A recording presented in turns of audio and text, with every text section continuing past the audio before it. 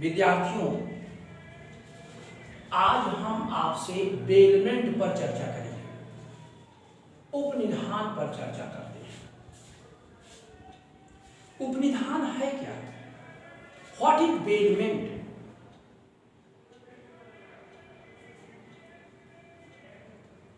तो उपनिधान एक ऐसा करार है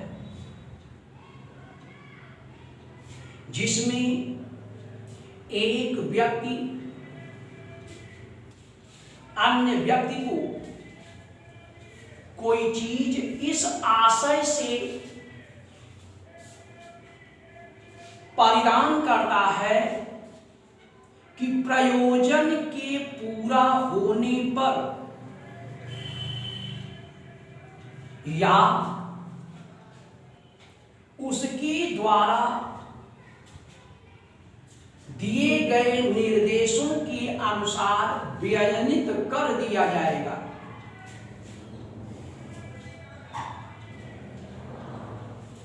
उपनिधान कहा जाता है। यहां पर ध्यान दें, दो बातें कही जा रही हैं। क्या कहा जा रहा है कि एक व्यक्ति दूसरे व्यक्ति को किसी प्रयोजन के लिए वस्तु का परिधान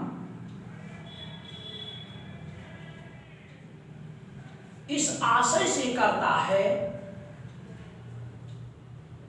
कि जैसे प्रयोजन पूरा हो जाए तो जिसको माल दिया गया था वह उस माल को वापस कर दे, उस वस्तु को वापस लौटा दे, या माल का परिधान करने वाला जो व्यक्ति था उसके निर्देशों के अनुसार जिसको माल परिधान किया गया है वह व्ययनित कर दे, खर्च कर दे। इसे उपनिधान कहा जाता है, बेलमेंट कहा जाता है। विद्यार्थियों, जैसा कि हमने बताया कि यह एक ऐसी संविदा होती है, इस तरीके का पक्षकारों के बीच में करार होता है जहां पर माल का परिधान इस आशय से किया जाता है। तो अब अगर विचार किया जाए तो क्या निष्कर्ष निकला कि कोई एक व्यक्ति यानी ए है, वह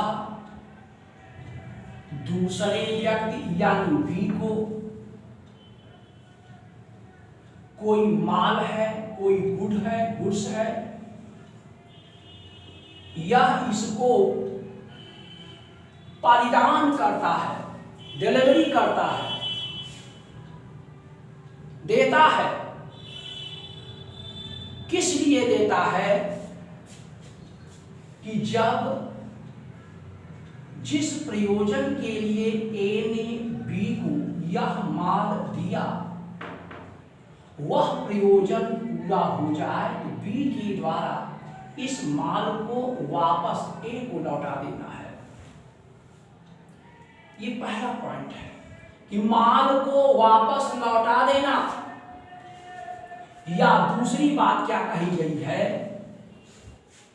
कि जिसने माल को परिधान किया है, यानी ए ने बी को माल का परिधान किया है, तो माल का परिधान करने वाला व्यक्ति यानी ए के निर्देशों के अनुसार बी के द्वारा व्ययनित कर दिया जाना। तो विद्यार्थियों, ये दूसरा पॉइंट बना लीजिएगा। एक को वापस लौटाना और दूसरा व्ययनित कर देना। अब हम इन्हीं दोनों बातों पर आपसे चर्चा करते हैं। क्या होता है? पहली चीज, ए और बी के बीच में करार हुआ। कहता है ए कि मैं ठीक है आपको अपनी कार आपको देता हूं, मैं अपनी कार आपको देता हूं। क्योंकि बी ने क्या कहा, भाई मुझे बीईओ की परीक्षा देने के लिए इलाहाबाद जाना है, प्रयागराज जाना है। खंड शिक्षा अधिकारी की परीक्षा देने के लिए प्रयागराज जाना है। ए ने कहा ठीक है, मैं आपको अपनी कार तो देता हूं, लेकिन जब प्रयोजन पूरा हो जाए, यानी आप प्रयागराज जाएं, परीक्षा दें और परीक्षा देने के बाद जब आप वापस लौटें तो आपको हमारी कार वापस लौटा देनी है। अगर इस तरीके का करार होता है कि उद्देश्य पूरा हो जाए, जिस उद्देश्य के लिए कार को लिया जा रहा है वह ऑब्जेक्ट अगर पूरा हो जाता है, तब ऐसे माल को लौटा दिया जाए। किसे? जिसने उसको परिधान किया है, यानी ए को लौटा दे। इसे उपनिधान कहा जाएगा। ये भी उपनिधान है, क्योंकि उद्देश्य पूरा हो, माल को वापस लौटा दिया जाए, ये उपनिधान हो गया। दूसरा पॉइंट क्या है कि अगर ए ने अपनी साइकिल दिया है, पुरानी साइकिल, बी क्या करता है, क्योंकि इलाहाबाद का विद्यार्थी अपने आसपास के लोगों से साइकिल मांगता है, क्योंकि प्रायः विद्यार्थियों के पास साइकिल नहीं रहती। लाजमी कुछ ही विद्यार्थियों के पास साइकिलें होती हैं, और जब परीक्षा आती है तो अपने आसपास के मित्रों से साइकिल मांगी जाती है। तो यहां पर बी ने ए से साइकिल मांगी,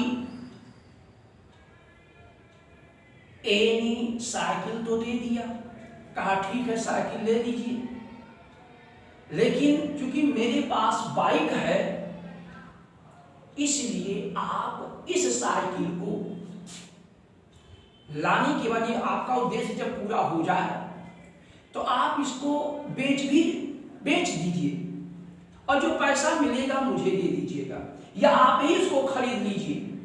क्योंकि ए के निर्देशा के अनुसार, ए के निर्देशों के अनुसार बी के द्वारा व्ययनित कर दिया जाए, यानी व्ययनित तो बी करेगा, निर्देश कौन देगा? ए देगा। कि किस तरीके से उसको व्ययनित करना है, हटाना है, कि आप प्रयोग करें, यानी साइकिल आप चलाएं, या आप उसको खरीद लीजिए, या आप किसी अन्य व्यक्ति को बेच दीजिए, ये ए निर्धारित करेगा। अब ए ने कहा कि नहीं, आप इसको खरीद लीजिए या आप किसी को बेच दीजिए। ए के निर्देशानुसार अगर बी ने उसको व्ययनित कर दिया, खर्च कर दिया, तो इसे भी उपनिधान माना जाता है। ये भी बेलमेंट है, जिसका उल्लेख इंडियन कॉन्ट्रैक्ट एक्ट की धारा 148 में किया गया है। 148 डिफाइंस द बेलमेंट। ऐसी माल का परिधान जो व्यक्ति करता है उसे बेलर यानी उपनिधाता कहते हैं। One who deliver the goods in such way that is known are called a bearer। और जिसको माल का परिधान किया जाता है, जिसको किया गया है, यानी बी को किया गया है, तो B is known or called a bailee, उसको उपनिधि कहते हैं। तो जो इस बेलमेंट में माल का परिधान करता है उसको उपनिधाता कहते हैं, बेलर कहते हैं। और जिसको माल का परिधान किया गया उसको उपनिधि कहते हैं। और जिस करार के अंतर्गत माल का परिधान किया गया है उसी को उपनिधान कहते हैं। ये जो पूरी प्रक्रिया है कि उद्देश्य पूरा होने पर वापस लौटा दिया, ऐसा कोई अगर करार किया जाता है तो बस इसी को ही बेलमेंट कहते हैं, इसी को उपनिधान कहते हैं।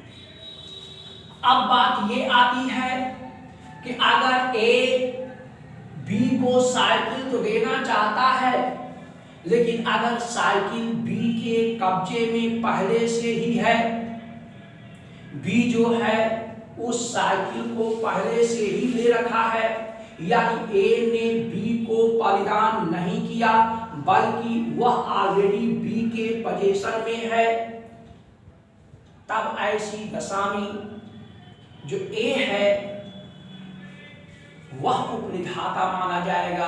क्योंकि बी उस प्रयोजन के लिए परीक्षा देने के लिए कहा कि भाई हमको परीक्षा भी देनी है, तो जो उसके कब्जे में साइकिल ऑलरेडी थी वो कहा कि आज हम परीक्षा देंगे, इसलिए आज हम वापस नहीं लौटाएंगे, आज ये भी प्रयोजन पूरा कर देते हैं। तब ऐसी दशा में यह जो पूरी प्रक्रिया है इसको भी बेलमेंट कहेंगे। भले ही वो ऑलरेडी कब्जा क्यों न किया हो, ए उसको परिधान न किया हो, फिर भी इसको बेलमेंट कहेंगे। ए को बेलर यानी उपनिधाता और बी को उपनिधि यानी बेली कहते हैं। विद्यार्थियों, इस तरीके से ये जो बात है इसको धारा 148 के स्पष्टीकरण में स्पष्ट किया गया है, प्रतिपादित कर दिया गया है, इसे बता दिया गया है। और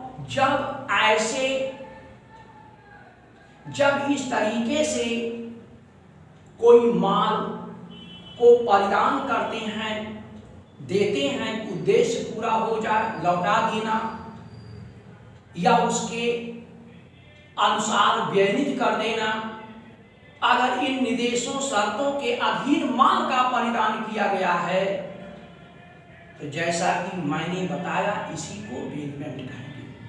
लेकिन अब प्रश्न ये उठता है कि जो माल का परिधान है वह किस प्रकार किया जाएगा, ये जो डिलीवरी है इसको किस तरीके से माना जाए। तो विद्यार्थियों, इसके संदर्भ में धारा 149 स्पष्ट करती है कि किसी भी तरीके से जो माल का परिधान है इस तरीके से कर देना, अंडरलाइन, आश्रित व्यक्ति के कब्जे में चला जाए, यानी जिस व्यक्ति को ए के द्वारा माल का देना है उसके कब्जे में स्थापित करना है, तो जिस तरीके से भी वह दूसरे पक्षकार के कब्जे में आ जाए, जिस भी तरीके से आ जाए उसी को ही परिधान कहेंगे। यदि ए ने साइकिल को बी को देना था तो ए किसी भी तरीके से अगर साइकिल पर बी का कब्जा स्थापित कर, धारा 148 में जो साइकिल का परिधान इस तरीके से किया गया, विद्यार्थियों उसी को ही बेलमेंट कहते हैं, उपनिधान कहते हैं। अब जिस व्यक्ति ने ऐसी साइकिल का परिधान किया उस व्यक्ति को उपनिधाता, इट मीन्स बेलर कहा जाएगा। जिसको साइकिल प्राप्त हुई उसे उपनिधि कहा जाएगा और इस पूरी प्रक्रिया को बेलमेंट कहते हैं। धारा 149 में जैसा कि अभी हमने चर्चा किया, यहाँ पर आश्रित व्यक्ति के कब्जे में अगर स्थापित कर दिया जाए या उस आश्रित व्यक्ति के द्वारा जो प्राधिकृत व्यक्ति है, एथराइज्ड पर्सन है, यदि साइकिल उसको दे दी जाती है, उसके कब्जे में स्थापित कर दी जाती है, तब ऐसी दशा में धारा 149 के अंतर्गत उसे परिधान कहा जाएगा। तो धारा 148 में जो डिलीवरी ऑफ ऑब्जेक्ट है, वह डिलीवरी ऑफ ऑब्जेक्ट तभी कंप्लीट होती है जब कब्जे में परिधान किया गया हो, यानी किसी व्यक्ति के कब्जे में दे दिया गया हो। लेकिन सदैव डिलीवरी होना आवश्यक नहीं है, क्योंकि आप देखते हैं धारा 148 के उस स्पष्टीकरण से ही आप क्लियर कर लें कि वहां पर जब कोई वस्तु पर ऑलरेडी उस व्यक्ति का कब्जा रहता है तो वहां पर तो परिधान करता नहीं, लेकिन अगर वह अपना उद्देश्य बता करके उस साइकिल का प्रयोग करता है तो बस इतने से ही बेलमेंट निर्मित हो जाता है। यहाँ पर एक तरीके से आप ये कह सकते हैं कि विधि प्रिज्यूम कर लेती है कि हाँ, उस बेलर ने अपनी साइकिल को बेली को प्रदान किया है।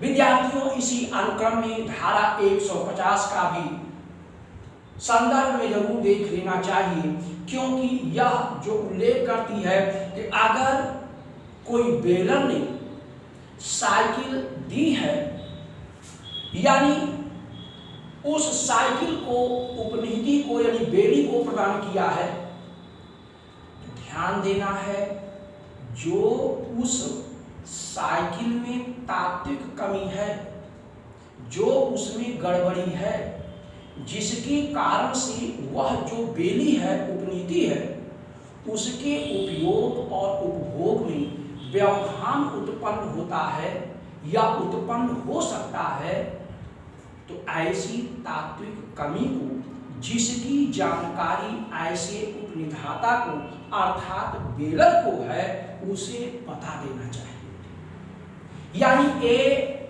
अगर अपनी साइकिल बी को उपनिधान के अंतर्गत बी को प्रदान कर रहा है तो उस साइकिल की चैन उतरती है, उस साइकिल में उसका पैडल खराब है, उसका पहिया इस तरीके से है। विद्यार्थी यानी उस बी को जिसको उसने दिया है, ऐसी तात्विक कमी को उसे बता देना चाहिए, क्योंकि यह जो जानकारी है, यह जानकारी साइकिल प्रदाता को है। कहने का मतलब जितनी जो डिफॉल्ट है उस साइकिल में, जितना उस उपनिधाता को जानकारी है, वो सारी जानकारी उस व्यक्ति को जिसको साइकिल दी जा रही है प्रदान कर देना चाहिए, दे देना चाहिए। क्यों? क्योंकि उसको प्रयोग करने में किसी प्रकार की कोई गड़बड़ी नहीं आनी चाहिए, तात्विक कमी नहीं होनी चाहिए। तो इसका मतलब ये है कि यहाँ पर जानकारी जो उपनिधाता को है, वह जानकारी कौन सी जानकारी? उस साइकिल में कमी, जो वस्तु की खराबी है, उस खराबी के संदर्भ में उपनिधि को बता देना चाहिए। तो यहाँ पर विद्यार्थियों दो बातें आती हैं जिस पर प्रॉब्लम पूछी जाती है। जरा देखें कि जैसे ए एक व्यक्ति है और वह व्यक्ति बी को अपनी साइकिल दे रहा है, और जो साइकिल उसने दिया है बी को, इस साइकिल में चेन उतरती है, तो चेन का उतरना ये ए को ज्ञात है। तो जब ए इस साइकिल को बी को देगा तो बी इस साइकिल का प्रयोग अच्छी तरीके से तभी कर पाएगा जब चेन न उतरे, या चेन उतरने के संदर्भ में उसको जानकारी मिल जाए, क्योंकि ये तात्विक कमी है। अगर बी उस साइकिल का प्रयोग करता है तो अच्छे तरीके से उपयोग नहीं कर पाएगा, इसलिए क्योंकि ए की जानकारी में है तो ए उसको बता देना चाहिए। लेकिन ए अगर बता दिया और बताने पर बी अब असावधान रहता है और इस असावधानी के कारण से बी को नुकसानी होती है, तो ऐसी नुकसानी में एक उत्तरदायी नहीं होगा, एक ना लाएगा। लेकिन अब अगर ए जानता था कि साइकिल की चैन उतरती है, लेकिन उसने यानी ए ने बी को नहीं बताया है, यानी बी को नहीं बताया है, तब ऐसी दशा में यहां पर जो ए है, यानी जो ए है व्यक्ति को जिसको बी को उसने नहीं बताया है, ऐसी परिस्थिति में इस दशा में यहाँ पर अगर बी को कोई भी नुकसानी होती है, किसी भी तरीके की नुकसानी अगर हुई, तो ऐसी नुकसानी के लिए ए के द्वारा बी को कंपेंसेट करना होगा, यानी उसे प्रतिकर देना होगा नुकसानी के लिए। अब यहीं पर दूसरी प्रॉब्लम बना लीजिए, अगर ए को जो खराबी है साइकिल में उसको नहीं पता है, ए को नहीं पता है और नहीं पता है, और फिर भी जो नुकसानी है यानी साइकिल की खराबी ए को नहीं पता, बी साइकिल को लेता है, चलाता है, चोट लग जाती है। तो विद्यार्थियों, अगर साबित हो जाता है कि ए डजंट नो, ए नहीं जानता कि क्या खराबी है, what is the default in the cycle, cycle में क्या खराबी है, तो इस नुकसानी के लिए एक उत्तरदायी नहीं होगा। लेकिन अब यहीं पर एक बहुत बड़ी प्रॉब्लम बनाई जाती है कॉन्ट्रैक्ट में, और वो ये है कि जब साइकिल किराए पर दी गई हो, जब साइकिल किराए पर दी गई हो, तो वहां पर साइकिल की खराबी को चाहे ए जाने या ना जाने, वह बी को बताए या ना बताए, बी को नुकसानी अगर हुई तो वहां पर ए सदैव उत्तरदायी होगा ऐसी नुकसानी को परिणाम करने के लिए। तो इस तरीके से हमने आपको बेलमेंट के संदर्भ में यहाँ पर चर्चा किया, तो इस संदर्भ में आप देखते हैं। That's all, okay, thank you, और चैनल को सब्सक्राइब जरूर करेंगे। Okay, thank you.